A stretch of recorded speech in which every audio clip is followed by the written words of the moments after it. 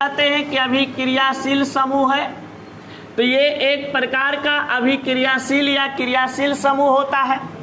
अब कहा जाता है कि कार्बोक्सिलिक एसिड किस प्रकार का कार्बोक्सिलिक एसिड होते हैं, यानी किस प्रकार का फंक्शनल ग्रुप होता है।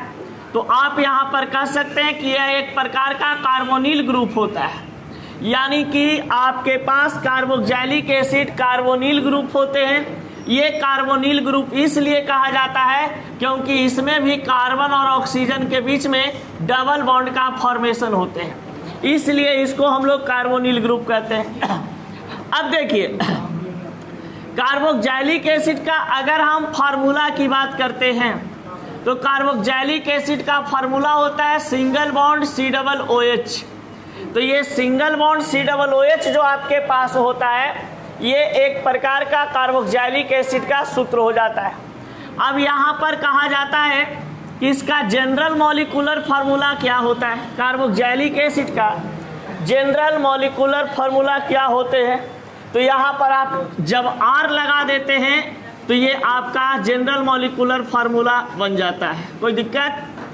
अब देखिए, कार्बोक्सिलिक एसिड का हम सफिक्स की बात करते हैं, जो कि सफिक्स का उपयोग किया जाता है कहाँ पे, IUPAC। सफिक्स को हम लोग हिंदी में क्या बोलते हैं, प्रत्यय। तो सफिक्स इसका होता है ओइक एसिड। सफिक्स इसका क्या होता है, ओइक एसिड। ओइक एसिड का हम लोग एप्लीकेशन करते हैं ओइक अम्ल के रूप में हिंदी में, जो कि यहाँ पर बताया जाता है कि जब कोई कार्बोक्सिलिक एसिड आपके पास होते हैं तो कार्बोक्सिलिक एसिड का जो कंपाउंड होता है वो जनरली आपका इस प्रकार से एग्जिस्ट करता है। अगर हम कंपाउंड की बात करें, यानी कि यौगिक की हम बात करें, तो इसका कंपाउंड किस फॉर्म में एग्जिस्ट करेगा, R सिंगल बॉन्ड COOH के रूप में। अब यहाँ पर जो R सिंगल बॉन्ड COOH के रूप में काम करता है, तो इसको आप ऐसे भी लिख सकते हैं अल्काइल, कॉमन नेम में, कि alkyl carboxylic acid, carboxylic acid. लेकिन जनरली फिर कहा जाता है IUPAC नेम से अगर क्वेश्चन आते हैं तो R को हम क्या बोलते हैं, अल्क।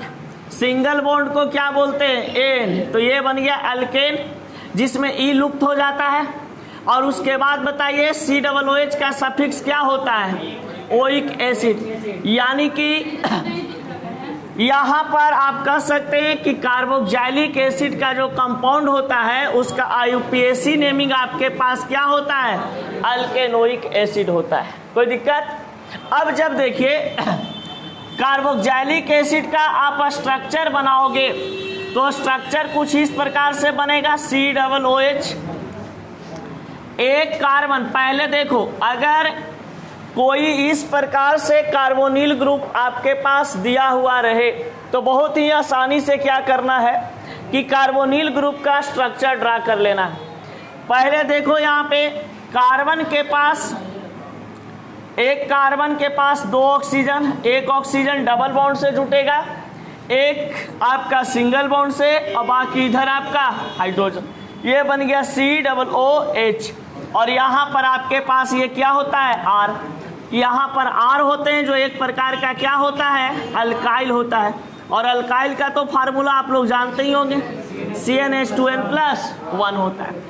अब देखो, सुधांशु का क्वेश्चन है यहाँ पर कि C डबल बॉन्ड OH जोड़े हैं, कैसे ही जुट गया, समझ गए?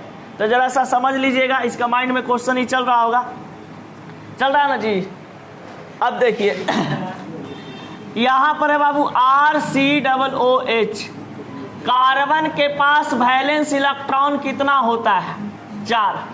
कार्बन के पास वैलेंस इलेक्ट्रॉन 4। ऑक्सीजन के पास वैलेंस इलेक्ट्रॉन कितना होता है, 6। एक ऑक्सीजन यहाँ पे है, इसके पास भी कितना वैलेंस इलेक्ट्रॉन हो जाएगा, 6।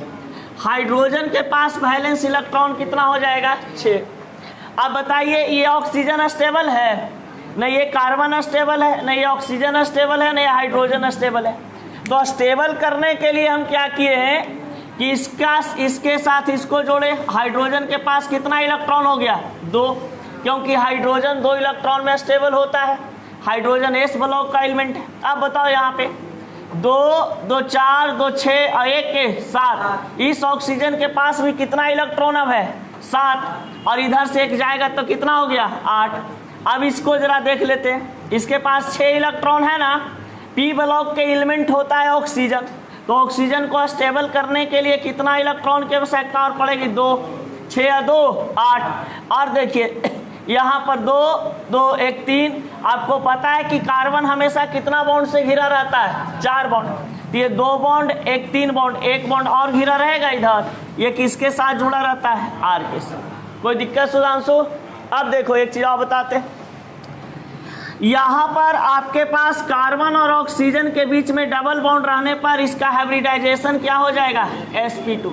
तो कभी कभी पूछता है कि कार्बोक्सिलिक एसिड कंपाउंड का हाइब्रिडाइजेशन क्या होते हैं, तो आप आराम से बता दोगे ना कि कार्बोक्सिलिक एसिड का हाइब्रिडाइजेशन क्या होता है? sp2। जितने भी कार्बोनिल ग्रुप होता है, तो कार्बोनिल ग्रुप चाहे तो अल्डिहाइड हो, चाहे तो वो कीटोन हो, या तो कार्बोक्सिलिक एसिड हो, सभी का हाइब्रिडाइजेशन कितना एग्जिस्ट करता है? sp2। कोई दिक्कत? चलिए उतारिए इसको फटाक से, उसके बाद थ्योरी लिखवाएंगे।